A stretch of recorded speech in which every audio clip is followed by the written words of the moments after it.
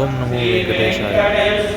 మా స్వామివారి మన టీవీలో చూస్తాం కదా, భక్తి ఛానల్ లైవ్ లైవ్ జరుగుతుంది. లైవ్లో చూస్తున్న వీడియో అంటే చాలా బాగుంటుంది. శ్లోకాలు కానీ వింటా ఉంటే ఇంకా కొద్దిసేపు మాట్లాడుతుంది. మీరు ఒకసారి చూడండి.